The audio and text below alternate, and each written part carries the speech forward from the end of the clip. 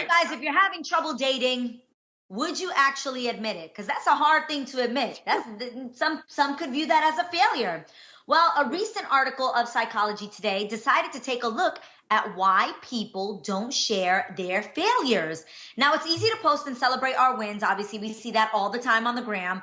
But why is it that we're so scared to talk about our losses? And you guys, studies are suggesting that people may avoid sharing their failures because they don't understand the value doing so might have to others. So ladies, do you think it's important to share your failures as much as it is to share your success? Or more than your success? It depends on the failures. Yeah, Depends on the failures. Like, I had a hard time with this study. I find it strange that it makes other people feel better to know others are failing. It's a sense of relatability, Adrienne. I think it's very important to relate to somebody. Like, for example, I was listening to a podcast with Steve Madden, and Steve Madden is such a huge billion-dollar industry of a business.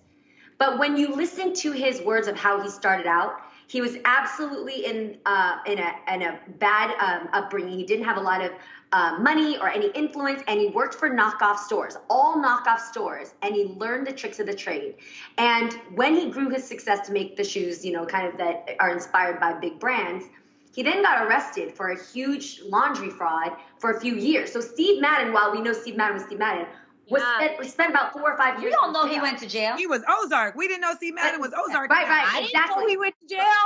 Yeah, but my thing is, when I listen to the story, I'm not glad that he went to jail, but it makes you relate to your own journey to know that people who are successful did not live an easy, perfect life, that there are mistakes, there are things that, so it makes you feel hopeful, actually. We're talking specifically about going on thing and being like, so today, or however you would share your failure, like, just a dumb thing that I could think of right now. Like, a business failure is also different than like a life failure. A personal failure, yeah. Like, it's two different things. Like, I could share with you the fact that, like, I had no product on my website during Christmas time last year because we sold out and we didn't think ahead and think that people were going to buy us. Okay, that's a business failure, and I could share that, and that would be fine. And I'd feel easier doing that than sharing like personal failure.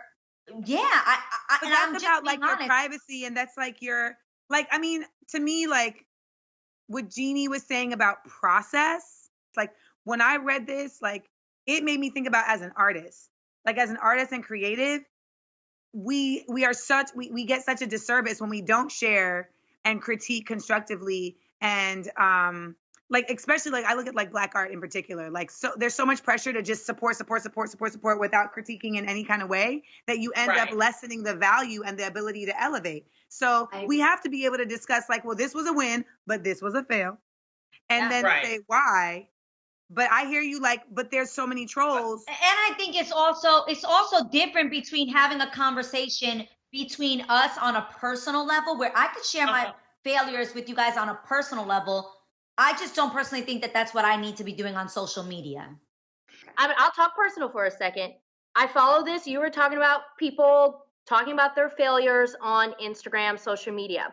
There is this motherhood Instagram that I follow. It's called Motherly. I followed it because of you. Yes, there are moms on there, and I love these freaking pictures where they're crying, mascara like all the way, down their face, saying, you know what, today was hard. I felt like I failed as a mother.